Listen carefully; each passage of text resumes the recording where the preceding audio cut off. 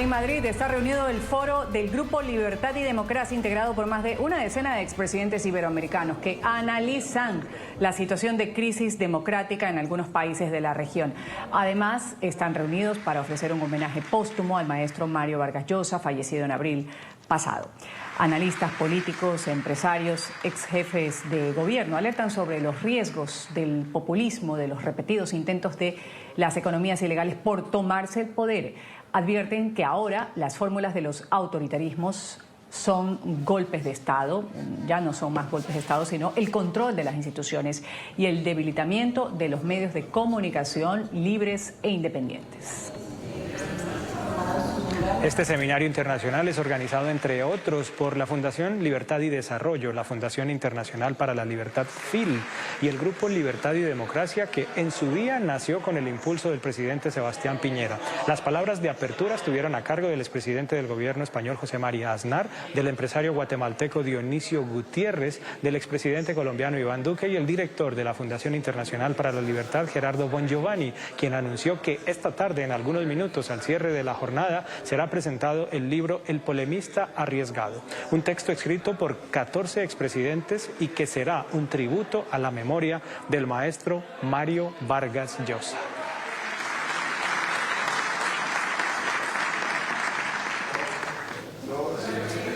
Durante su intervención inaugural del Seminario Internacional en Madrid, el expresidente colombiano Iván Duque, coordinador del Grupo Libertad y Democracia, denunció lo que considera un nuevo intento del presidente Petro por amenazar las instituciones en Colombia tras el revés que sufrió su gobierno en el Senado con la caída de la propuesta de consulta popular la semana pasada. Aquí hay un mensaje claro de defensa de la libertad, de la democracia, pero también llamar las cosas por su nombre. Lo que está ocurriendo en Colombia, con la intimidación al Congreso de la República, la intimidación a los medios, el llamado a la polarización, al odio y a la división, es contrario a la defensa de la institucionalidad y la democracia. El Congreso de Colombia le dijo no a esa consulta trambosa y ahora el presidente quiere seguir persistiendo y con la intimidación, porque para él esa consulta es un mecanismo para movilizar recursos y poder también enfrentar a las instituciones. El expresidente Duque ha vuelto a hacer un llamado por el fin de la dictadura en Venezuela, ha exigido de la Corte Penal Internacional a tomar acciones frente a Maduro por las violaciones de derechos humanos. El llamado ha sido muy claro, primero los que están tratando de decir que se puede manejar la dictadura de Maduro mientras se reciban deportados. Falso. Porque la dictadura de Maduro es connivente con el crimen, está haciendo con el cartel de los soles una amenaza a la seguridad regional y hemisférica. Segundo, está detonando más presiones migratorias. Y tercero, es el aliado de los que quieren, de regímenes autoritarios en el mundo, alterar el orden democrático en América Latina. Entonces, Maduro tiene que estar bajo el ojo de la comunidad internacional para que salga del poder, y por eso hicimos hoy el llamado a la Corte Penal Internacional, que ya no hay justificación para esa demora. A su turno, el empresario guatemalteco Dionisio Gutiérrez, presidente de la Fundación Libertad y Desarrollo, volvió a llamar la atención de políticos y empresarios para que asuman que la defensa de la democracia tiene que ser un asunto de todas las horas. Yo creo que lo que hay que hacer primero es reconocer que la libertad y la democracia en Iberoamérica están amenazadas y están en peligro. Y no se van a defender solas, hay que convocar a ese esfuerzo de líderes de los distintos sectores de la sociedad, el sector intelectual, académico, el sector político, de la gente limpia que todavía hay en la política, el sector económico, por supuesto, y la juventud, para que juntos construyamos ese consenso mínimo suficiente y sobre todo tan necesario en este momento para hacer un esfuerzo estructurado, disciplinado, sólido, para defender los valores de la democracia y la libertad.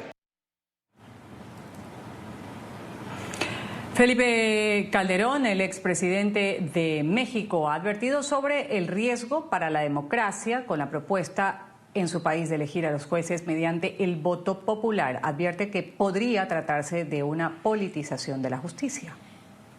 Pues México también coincido con lo que se dijo aquí por el presidente Iván Duque, las reformas al Poder Judicial, que es básicamente la destrucción del Poder Judicial y el riesgo de que éste quede capturado, desde luego por intereses políticos del partido en el poder, que eso es claramente la estrategia y el esquema, pero también por intereses tan peligrosos como el narcotráfico, porque hay candidatas y candidatos claramente involucrados con el narcotráfico, abogados de narcotraficantes que están compitiendo, deja a México pues en un terrible estado de indefensión, reforzando los signos autoritarios en México, cancelando las vías democráticas poco a poco, pero de manera consistente, y abriendo una puerta peligrosísima a que el Poder Judicial esté controlado. Y en este encuentro, aquí en el Ateneo de Madrid, desde donde originamos esta emisión, también participa el expresidente y candidato presidencial boliviano Jorge Tuto Quiroga. Recordó que la decisión del Tribunal Electoral de anular la inscripción de Evo Morales es una medida tomada acorde con la legislación en su país. En Bolivia tenemos una batalla que se pinta interesante. Sabemos que Evo Morales, hace tiempo que sabíamos que no puede volver a candidatear. La gente quizá en España con sistema parlamentario no comprende. En América Latina tenemos regímenes presidenciales de mandato fijo y con límites diferentes a la reelección. En Argentina 2 mandatos, en México 1 solo, en Colombia 1 solo. Pues en Bolivia eran 2 mandatos. Y Evo Morales usó un tercero violando la Constitución y buscó un cuarto violando un referéndum, desconociendo la Constitución y haciendo fraude. Y este acá que pretendía ir por la quinta cuando no tenía derecho alguno, gracias a que ya esto fue materia de una sentencia en la opinión consultiva 2821. Por su parte, la expresidenta costarricense Laura Chinchilla habló del mensaje en defensa de la democracia que está dejando este foro, el de hoy, en Madrid. Desgraciadamente venimos hablando del tema y en este periodo en que hemos estado hablando del tema, el deterioro se ha intensificado en América Latina. Ya llevamos más o menos casi 10 años que de manera consecutiva caen todos los indicadores en materia de democracia, de Estado de Derecho, de libertad de expresión, de pluralismo. Así que ya basta, es decir, tenemos que efectivamente pasar a los hechos. Y esto no tiene que ver, además, que la otra constatación única y exclusivamente con gobiernos que están a la izquierda o están a la derecha, sino que pareciera que ya hay un contagio en el estilo de liderazgo. De ahí que hayamos dado como un primer paso, hecho algo muy importante, que es unir esfuerzos. Es lo primero que hay que hacer. Hay que empezar a identificar a dónde están los aliados en la defensa de la democracia para poder maximizar la acción que podamos hacer de manera más efectiva. Laura Chinchilla también lanzó un llamado a los congresistas estadounidenses de ambos partidos para que ayuden a proteger el estatus migratorio de los venezolanos, que están en riesgo de perderlo por las medidas de la administración Trump en contra del TPS.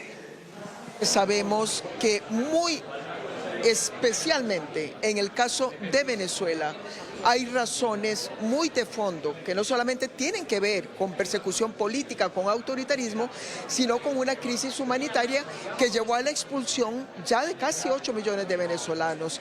Entonces yo vuelvo a hacer un llamado a que ojalá esos aliados que son precisamente republicanos, que están en el Congreso de la causa venezolana, puedan redoblar esfuerzos para poder garantizar un trato especial.